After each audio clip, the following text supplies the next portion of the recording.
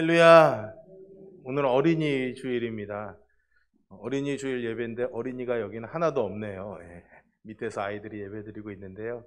우리가 어린아이 같은 마음으로 항상 하나님 앞에 예배하는 하나님의 자녀가 되는 복이 있기를 축원드리고요. 여러분들 가정의 자녀들이나 또는 손주 손녀들 어린이들에게 평생토록 하나님이 동행해 주시는 그 복과 은혜가 있기를 다시 한번 주님의 이름으로 축복합니다. 어린이 주일 설교가 참 제일 어려운 것 같습니다. 늑수그레한 머리가 희끗희끗한 분들을 앞에다 모셔놓고 어린이에 대해서 무엇을 얘기할까 참 고민거리가 되었습니다. 한참을 고민하다가 어린이들이 본받을 만한 그런 경건한 어른이 되자라는 주제로 한번 말씀을 나눠봐야겠다라는 생각을 하게 되었습니다. 어린이는 어른의 거울이다라는 말이 있지 않습니까? 어른들의 행동을 보고 배우는 것이 바로 아이들이죠. 그런 면에서 오늘 우리 교회에서 우리들이 다음 세대들이 본받을 만한 그런 경건한 어른들이 되기를 바라고요. 또 그런 경건한 어른들이 우리 교회에 많이 있어서 아름다운 믿음의 전통을 이루어가는 그런 우리 홍천 성결교회가 되었으면 하는 마음으로요. 오늘 경건한 어른이 되어 주십시오 라는 제목으로 여러분들과 함께 말씀을 나눠보려고 합니다. 여러분들은 인생의 어려운 문제를 만나게 되었을 때 혹은 신앙의 고민을 가지게 되었을 때 찾아갈 수 있는 그런 어른들이 있습니까? 아니면은 누군가에게 그런 어른이 되어주고 계십니까? 제가 말하고 있는 이 경건한 어른은 과연 어떤 사람일까요? 단지 그냥 목사님, 장로님 같은 그런 직분은 아니겠죠. 또 그저 그냥 나이가 지긋한 분을 가리키는 말도 아닙니다. 제가 말하는 경건한 어른이란 하나님을 정말로 아는 사람, 그리고 상한 심령으로 하나님께 나아갈 줄 아는 사람, 행동으로만이 아니라 존재감으로 주님을 향한 그 마음을 느끼게 해주는 사람, 한마디로요, 사람들에게 경건한 영향력으로 다가오는 사람이 바로 경건한 어른이다, 이렇게 말할 수 있을 것 같습니다. 그런데 이런 경건한 어른을 잘 찾아보기가 어렵지 않나 싶은 생각도 듭니다. 물론 우리 가운데요, 완전한 사람은 없습니다. 그러니 누가 봐도 흠잡을 만한 것이 없는 그런 완벽한 그런 신앙인은 없습니다. 그리고 성경도요, 우리가 죽기 전에 완전한 성화, 완전한 거룩함을 이룰 수 있는 사람은 없다라고 우리에게 가르쳐주고 있습니다. 그러나 주님이 오시는 그 날에 그 완전함을 바라보며 살아가는 신자에게 주시는 주님의 거룩함의 복이 있다는 것을 소망하면서 우리가 살아가는 것이죠. 그렇지만 어쨌든 우리가 완전해질 수는 없지만 그 가운데서도 우리의 신앙의 본이 되어주고 한 발 앞서서 우리를 이끌어줄 경건한 어른의 존재가 있다는 것을 저는 분명히 믿습니다. 그리고 모든 것이 완벽하지는 않지만 그래도 한 부분에 있어서는 여기 예배하는 특별히 어르신들이 그런 경건한 믿음의 어른이 되어 계시다라고도 저는 생각합니다. 교회는 이런 사람들이 많아야 됩니다. 그래서 성경은 경건한 어른의 본을 우리에게 보여주고 있는데요. 오늘 본문을 통해서 우리 모두가 이 경건한 어른이 되는 지혜를 얻는 그런 시간이 되었으면 좋겠습니다. 오늘 본문의 이야기에 등장하는 주인공은 아버지와 두 아들, 세 사람이죠. 우리가 오늘 이 이야기에서 초점을 맞추고 싶은 인물은요, 아버지입니다. 주님께서는 이 이야기를 통해서요, 아버지의 마음을 우리에게 보여주고 계시는데요. 이 이야기 속에 등장하는 아버지는 곧 선하신 하나님 아버지를 우리에게 보여주고 있죠. 이 아버지에게 두 아들이 있었습니다. 하나는 아버지의 곁에서 끝까지 아버지를 돕고 있는 아들이었고, 하나는 재산을 가지고 홀라당 말아먹은 집을 나간 아들이 있죠. 그런데 이 두 아들은 사실 우리 모두를 다 대표하고 있는 것입니다. 이 이야기에서 제일 먼저 말하는 사람은 둘째 아들이죠. 그는 멀쩡히 살아있는 아버지에게 죽어야 받을 수 있는 유산을 달라고 요구하죠. 그리고 그 유산을 마침내 받아내서 먼 나라에 가지고 가서 방탕한 삶을 살며 그 재산을 다 날려버리고 맙니다. 설상가상으로 그 나라에 큰 기근이 임하게 되어서 경제적인 위기를 맞게 되죠. 무일푼 거지가 된 이 아들에게서 돈이 있을 때 그렇게 많이 있던 친구들이 하나둘 다 떠나가게 되고요. 손 벌릴 곳조차 없게 됩니다. 기근이 있었기 때문에 일자리도 점점 줄어들게 되었고요. 그래서 그는 연명하기 위해서 가까스로 들에서 돼지 치는 일을 하게 됩니다. 여러분, 유대인들에게는요, 율법적으로 이 돼지는요, 부정한 짐승입니다. 그러니까 이 작은 아들이 돼지를 치게 되었다라는 것은 유대인으로서 가장 피하고 싶은 모욕적인 일을 하게 되었다라는 건데요. 제대로 된 품삯도 받지 못하고 그저 돼지나 먹는 쥐염 열매로 배를 채우려고 하니 참으로 얼마나 비참하겠습니까? 그나마도 주는 이가 없어서 굶어 죽게 되었으니 이 사람은 영적으로나 도덕적으로나 육체적으로나 정말로 가장 바닥까지 떨어진 비참한 신세가 되고 맙니다. 이제 돼지 틈에서 굶어 죽는 것은 시간 문제였던 거죠. 그래서 이 아들은 이 비참한 상태에서 아버지를 떠올리게 됩니다. 그래서 그는 일어나서 아버지께로 가기로 결정하게 되죠. 거제 행색을 하고 집으로 돌아오는 이 아들을 멀리서 본 사람은 바로 아버지였습니다. 20절에 보시면요, 아직도 거리가 먼데 아버지가 그를 보고 측은히 여겨 달려가 목을 안고 입을 맞추었지요. 아버지는 어쩌면요, 이 아들이 집을 나간 그날부터 이 아들이 돌아오기를 기다리면서 매일 그렇게 동구 밖에서 기다렸는지도 모르겠습니다. 그렇지 않고서야 어떻게 이 늙은 아버지가 멀리서 아들을 먼저 보고 달려가서 안고 입을 맞출 수가 있었겠습니까? 아버지는 그 집에서 가장 좋은 살진 송아지를 잡아서 잔치를 벌이며 즐거워합니다. 둘째 아들은 인생의 그 어느 순간보다도 더 놀랍게 이 아버지의 은혜와 아버지의 선하심을 가슴 깊이 경험했던 것으로 보입니다. 아버지는 아마 이렇게 말하지 않았을까요? 얘야, 너는 언제나 내 아들이란다. 한 번도 내 가슴에서 내가 내 아들이 아니었던 적은 없었단다 라고 말이죠. 잔치가 한참 벌어지고 있는데 맏아들이 밭에 나가 일하다가 해질녘이 되어서 집으로 돌아오게 됩니다. 그는요, 게으르지도 않았고요, 방탕하지도 않았습니다.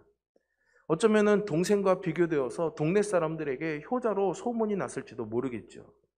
그는 자신의 말처럼요, 여러 해를 아버지를 섬겨서 명을 어김이 없었던 그런 아들이었습니다. 그런데 그 유산을 탕진하고 돌아온 동생을 위해서 아버지가 잔치를 벌인 것을 보고요, 그동안 참아왔던 섭섭함과 화가 터져 나오게 되죠. 여러분이 맏아들이 가진 문제가 과연 무엇이었을까요? 제가 생각을 좀 해봤는데요. 그는 자기가 아버지께 한 것은 어김이 없는 순종이었는데 아버지는 자기와 친구들이 즐기도록 값싼 염소 새끼 한 마리도 잡아 잔치를 열어준 적이 없다고 말합니다. 정말 섭섭해할 만한 일이지 않습니까? 열심히 일했는데 한 번도 자기를 위해서 뭔가 해준 적이 없다라는 거죠. 내가 이만큼 아버지의 명을 어김없이 순종했는데 아버지는 내게 이 정도의 보상은 해줘야 되는 것 아닙니까? 하는 계산이 그의 머릿속에서 있었고 그것이 말로 나온 것이죠. 그는 일종의 마음의 장부를 쓰고 있었던 것입니다. 그런데요, 이 마음의 장부에는 자기의 장부만 쓴 것이 아니죠.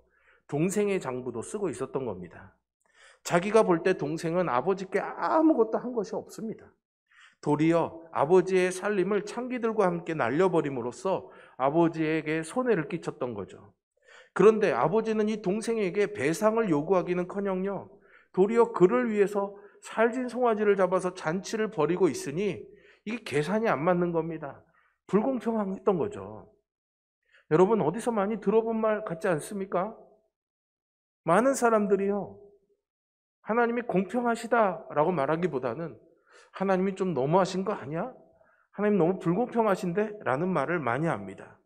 그렇게 말하는 사람들은 오늘 이 맏아들처럼 하나님께 대해서 화가 나 있는 거죠. 그들에게 하나님은요, 선하신 하나님이 아니었습니다. 그들은 내 편에서 장부에 쓸 것이 꽤 많이 있다고 여기는 거죠. 그들은 자기들이 마치 하나님께 받을 것을 얹어놓으며 빚을 얹어놓으며 산다고 생각합니다. 그래서 하나님께서 자기들에게 그 빚을 갚으셔야 된다고 생각하죠. 자기 공로에 대한 보상을 기다리는 겁니다. 이런 계산적인 관계 속에서는요, 하나님을 섬기는 사람들의 마음속에는 억울함과 섭섭함과 분노와 같은 감정들이 세월과 함께 겹겹이 쌓여가게 되어 있습니다. 그러니 감사가 설 자리가 없는 거죠. 이렇게 마다들이 섭섭함과 분노를 느낀 이유는요, 자기만의 계산법으로 계산하고 있었기 때문입니다. 그는 인생에서 자기 뜻대로 되지 않는 그 일들을 다 하나님의 탓으로 돌리는 겁니다. 나는 이만큼 열심히 했는데 왜 이렇게 됩니까? 라는 거죠. 이런 흥정과 계산의 구도 속에서 하나님을 섬긴다면 결코 하나님의 은혜와 선하심을 맛볼 수가 없습니다. 그러니 그 마음의 장부를 다 찢어버려야 됩니다. 여러분, 이 마다들의 계산은 세상에서는 맞는 계산법일지는 모르지만 선하신 하나님 앞에서는 틀린 계산입니다. 분명히 틀린 계산이었습니다. 공정하지 않은 것은 아버지가 아니라요, 사실은 마다들 자신이었습니다. 여러분, 이 아버지의 말을 한번 들어보십시오. 31절에서 이 아들에게 뭐라고 말합니까? 예, 너는 항상 나와 함께 있으니 내 것이 다 내 것이다 라고 말하죠. 무슨 말입니까? 이미 아버지는요, 둘째가 유산을 달라고 할 때 맏아들에게도요, 유대의 상속법에 따라서 둘째 아들 몫의 2배에 해당하는 재산을 물려주었습니다. 12절의 말씀을 한번 여러분 보실까요? 아비가 그 살림을 각각 나누어 주었더니, 이렇게 되어 있습니다. 세번역 성경에는 2 아들에게 주었다라고 그렇게 더 분명하게 표시하고 있습니다. 그러니 아버지가 죽기 전에 유산을 받은 것은 둘째일 뿐만이 아니라 맏아들도 마찬가지였습니다. 정말로 이 맏아들이 아버지를 생각한다면 말려야 됐던 거 아닐까요? 자기는 왜 그것을 받습니까? 하지만 그는 자기가 받은 그 아버지의 유산은 장부에 기록하지 않았던 겁니다. 그리고 자기가 받지 못한 염소 새끼 1마리를 받아야 될 빚으로 계산하고 있었던 거죠. 여러분, 구원은 은혜라고 하지 않습니까? 받을 자격 없는 자에게 주시는 하나님의 선물이 바로 구원인 줄로 믿습니다. 우리 모두는 그 하나님의 구원을 선물로 받은 사람들입니다. 자격이 있어서가 아니라 어떤 대가를 잘 치렀기 때문이 아니라 값없이 그냥 받은 것이죠. 하나님께서는 마땅히 받아야 될 저주와 진노를 우리에게 주지 않으셨습니다. 그래서 구원의 선물은 모든 것을 능가합니다. 우리가 이 구원의 선물이 자기가 하나님께 행한 수고와 공로에 미치지 못한다고 느낄 때 섭섭함, 억울함, 부당하다는 느낌, 분노의 쓴뿌리가 자라기 시작하는 거죠. 그래서 감사와 감격, 기쁨과 은혜는 사라지게 됩니다. 교회 안에 이런 아들들이 많으면 어떻게 될까요, 여러분? 그들 중에는 하나님의 구원의 은혜를 맛본 적이 없기 때문에 그럴 수밖에 없는 이들도 있겠지만 더 무서운 것은요, 구원의 은혜와 하나님의 선하심을 맛본 사람들도 이 자리에 설 수 있다는 사실입니다. 부디 여기는 우리 모두는 그 자리에 서지 않기를 간절히 소망합니다. 이제 이 이야기의 아버지에 조금 더 우리가 집중하려고 합니다. 주목해 보려고 하죠. 아버지는요, 둘째 아들의 정말 배은망덕하고 불효한 요구를 받아들이게 됩니다. 얼마나 속이 쓰리고 마음이 아팠을까요? 그 아픔을 짊어지면서 이 아들이 아버지의 마음을 잘 깨닫고 은혜의 아들이 되기를 바랬을 것입니다. 그리고 오래 참음으로 그 아들이 돌아오기를 기다리죠. 아버지의 눈은 늘 멀리 집을 나간 그 아들이 자기 시야에서 벗어난 그 자리를 쳐다보고 있었습니다. 마침내 돌아온 아들에게는요, 아무것도 묻지 않고 아들의 신분을 회복시켜주고 기쁨과 즐거움으로 잔치를 벌이는 아버지입니다. 그러면요, 감사할 줄 모르고 자기식으로 계산하면서 화만 내고 있는 이 맏아들에게는 어떨까요? 아버지는 친히 그 잔치자리에서 나와서 이 맏아들에게 함께 즐거워하고 기뻐하자고 설득합니다. 너는 항상 나와 함께 있으니 내 것이 다 내 것이라고 말했죠. 그렇게 맏아들이 놓치고 있는 은혜를 상기시켜주고 있습니다. 아버지와 항상 함께 있었다는 것이 얼마나 큰 은혜였는지 이 맏아들은 알아야 했습니다. 그리고 이 아버지는요, 이 맏아들의 분노마저도 다 받아들입니다. 그에게 마땅히 책망할 수도 있고 진노할 수 있음에도 불구하고 아버지는 그를 참아주죠. 여러분, 누가 이런 아버지에게 분노할 수 있다고, 불공평하다고 원망할 수 있겠습니까? 이 아버지는요, 모든 아들들로부터 사랑과 존경을 받기에 너무나 합당한 아버지이지 않습니까?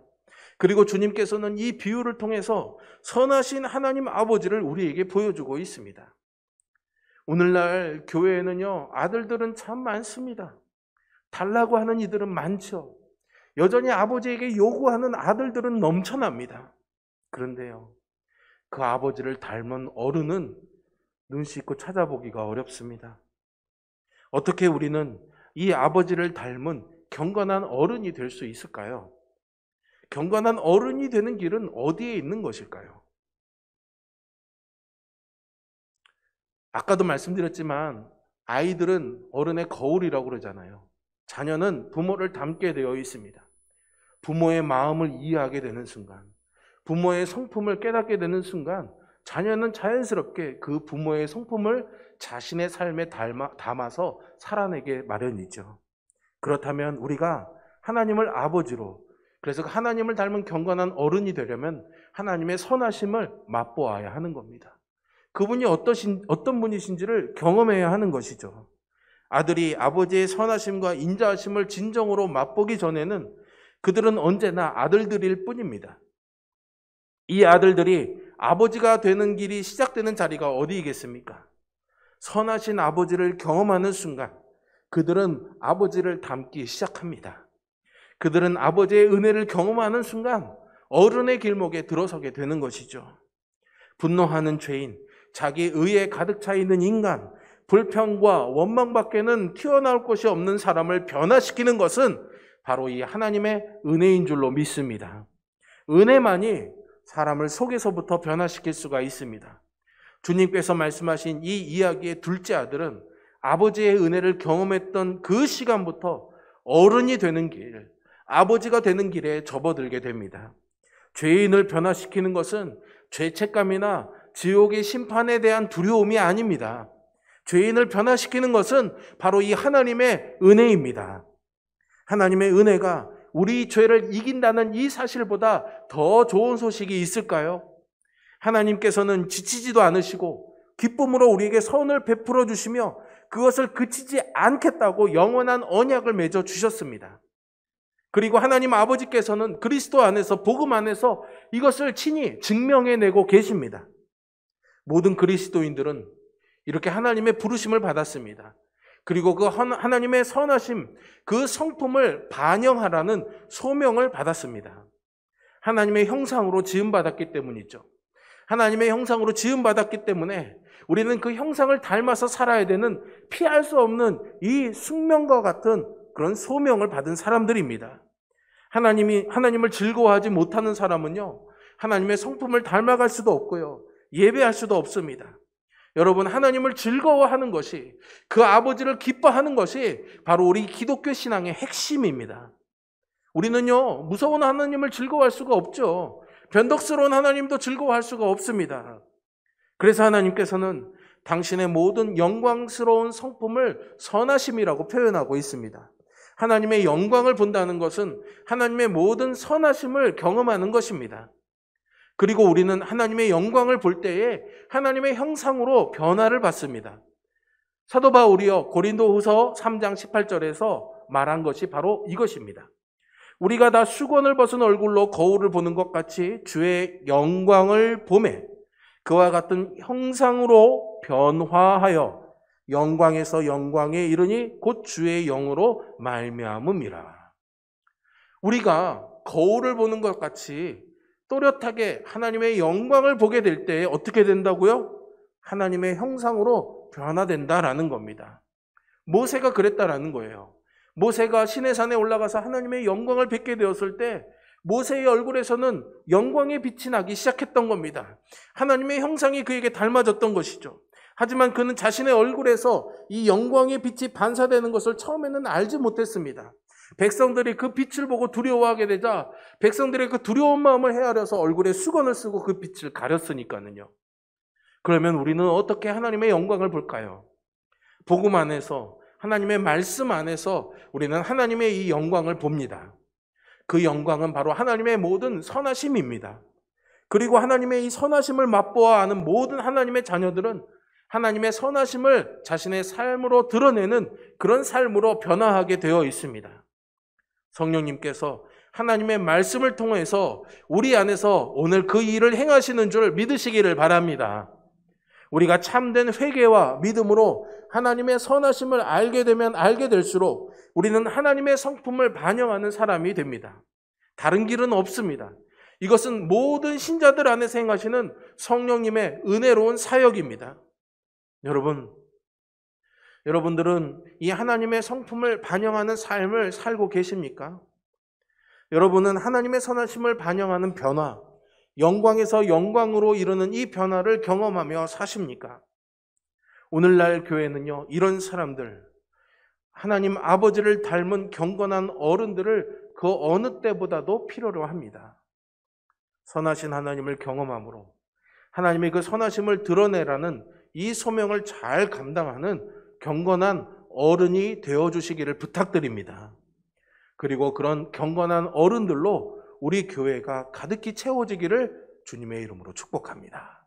기도하겠습니다.